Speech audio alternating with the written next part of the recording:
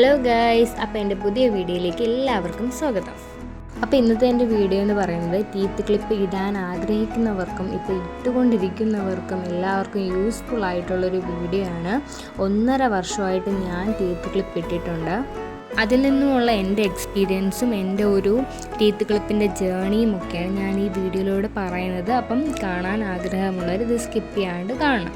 അപ്പോൾ ഈ കാണുന്നതായിരുന്നു എൻ്റെ ഒരു ടീത്തിൻ്റെ ആദ്യത്തെ അവസ്ഥ.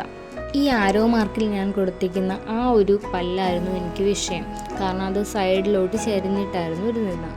ഫ്രണ്ട് വൈസ് നോക്കുമ്പോൾ വലിയ വൃത്തികേടൊന്നും ഇല്ലെങ്കിലും സൈഡ് വൈസ് നോക്കുമ്പോൾ നല്ല വൃത്തികേടായിരുന്നു. അതുപോലെ തന്നെ താഴത്തെ പല്ല് നല്ല ഗ്യാപ്പും ഉണ്ടായിരുന്നു. അപ്പോൾ അതുകൊണ്ട് തന്നെ ഞാൻ എൻ്റെ മകനൊരു 6 മാസം ആവുന്ന സമയത്താണ് ഞാൻ എൻ്റെ ടീത്തിൽ ക്ലിപ്പിടാമെന്ന് പറഞ്ഞിട്ട് ഞങ്ങളുടെ അടുത്തുള്ളൊരു ഹോസ്പിറ്റലിൽ പോകുന്നത്. ഹോസ്പിറ്റലല്ല, ഒരു ക്ലിനിക്ക്. അപ്പോൾ പോകുന്ന സമയത്ത് തന്നെ ആദ്യം ചെന്നപ്പോൾ തന്നെ കമ്പിയൊക്കെ ഇടാൻ ഉള്ള കാര്യങ്ങളും എമൗണ്ടും എല്ലാം പറഞ്ഞിട്ടുണ്ടായിരുന്നു. അതുപോലെ തന്നെ ചെന്നൈൻ്റെ തന്നെ പല്ല് ക്ലീൻ ചെയ്ത് മുത്തൊട്ടിച്ച് തന്നു. മുത്തൊടിച്ചതിന് ശേഷം ഒരു പിറ്റേ ദിവസം തന്നെ കമ്പി ഇടാൻ വേണ്ടി ചെല്ലാൻ പറഞ്ഞു. അങ്ങനെ കമ്പി ഇടാൻ വേണ്ടി ചെന്നു. കമ്പിയിട്ട് 20 ദിവസം കഴിഞ്ഞായിരുന്നു പല്ലെടുക്കുന്നത്. അങ്ങനെ 20 ദിവസം കഴിഞ്ഞ് പല്ലെടുക്കാൻ ചെല്ലാൻ പറഞ്ഞു. അങ്ങനെ പല്ലെടുത്തു. അങ്ങനെ പ്രോസസ്സ് എല്ലാം കംപ്ലീറ്റ് ആയിട്ട് പൊയ്ക്കൊണ്ടിരുന്നു. കമ്പിയിട്ടപ്പോൾ ആദ്യത്തെ പിക്ചേഴ്സ് എല്ലാം എൻ്റെ കയ്യിൽ നിന്ന് മിസ്സായിപ്പോയി. കമ്പിയിട്ട് 1 വർഷമായിട്ടും യാതൊരു വിധത്തിലുള്ള മാറ്റവും എൻ്റെ പല്ലിന് വന്നിരുന്നില്ല. അതും മാത്രമല്ല, പല്ല് ഈ ഒരു രീതിയിലോട്ട് മാറി. അതായത് പല്ലിൻ്റെ സ്ട്രക്ചറെ മുഴുവൻ അങ്ങ് മാറി. പല്ലൊരു സൈഡിലോട്ട് പൊന്താൻ തുടങ്ങി. ഫ്രണ്ടിലെ പല്ലും രണ്ടും തമ്മിൽ നല്ല ഡിഫറൻസ് വന്നു.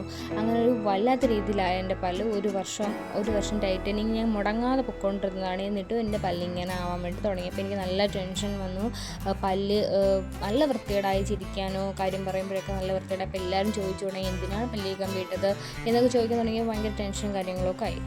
അങ്ങനെ ഞാൻ അവിടുത്തെ ഡോക്ടറോട് തന്നെ ചോദിച്ചു, എന്തിട്ടാണ് എൻ്റെ പല്ലിങ്ങനെ പൊന്തി വരുന്നതെന്ന് എല്ലാവരും പറയുന്നുണ്ടെന്നൊക്കെ പറഞ്ഞു. അപ്പോൾ അവിടുത്തെ ഡോക്ടർ എന്നോട് പറഞ്ഞത് താഴത്തെ നിരയിലെ പല്ലെല്ലാം ലെവലായിട്ടുണ്ട്, അതുകൊണ്ട് മുകളിലത്തെ പൊന്തിയതായിട്ട് തോന്നുന്നതാണ് എന്നൊക്കെ പറഞ്ഞു. പക്ഷേ എന്നിട്ടും എൻ്റെ പല്ല് അതുപോലെ തന്നെ ആ ഒരു ക്ലിനിക്കിൽ ഞാൻ പൊയ്ക്കൊണ്ടപ്പോൾ എൻ്റെ മുത്തുകൾ കറക്റ്റായിട്ട് ഒട്ടില്ലായിരുന്നു. എപ്പോഴും ഇങ്ങനെ ഇളവിക്കൊണ്ടിരിക്കുമായിരുന്നു. അവരെത്ര ഒട്ടിച്ച് തന്നാലും അത് ഇരിക്കത്തില്ലായിരുന്നു. അങ്ങനെ ഭയങ്കര ഒരു അവിടുത്തെ ഒരു ട്രീറ്റ്മെൻറ്റ് എനിക്ക് ഭയങ്കര ഡിസപ്പോയിൻറ്റഡ് ആയിരുന്നു.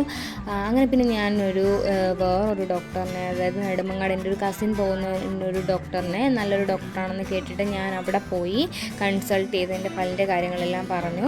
അപ്പോൾ അവിടുത്തെ ഡോക്ടർ നോക്കിയപ്പോൾ എൻ്റെ പല്ലിലെ കമ്പി മുഴുവനും ലൂസായിരുന്നു. അതുപോലെ തന്നെ അതുകൊണ്ടാണ് ഈ ടൈറ്റനിങ് കറക്റ്റ് ആവാത്തതെന്ന് ഡോക്ടർ പറഞ്ഞു. അങ്ങനെ പിന്നെ എല്ലാം എൻ്റെ കമ്പി ഫുൾ അഴിച്ച് മാറ്റി, മുത്തെല്ലാം വേറെ ഒട്ടിച്ച് എനിക്ക് ടൈറ്റനിങ്ങിൻ്റെ മാത്രം പൈസ കൊടുത്താൽ മതിയെന്ന് പറഞ്ഞു ആ ഡോക്ടർ. അങ്ങനെ എൻ്റെ പല്ല് ഭയങ്കര, എനിക്ക് അവിടെ ചെന്ന് ആ ഡോക്ടറിനെ കൺസൾട്ട് ചെയ്തപ്പോൾ എനിക്ക് ഭയങ്കരമായിട്ട് സന്തോഷമായി.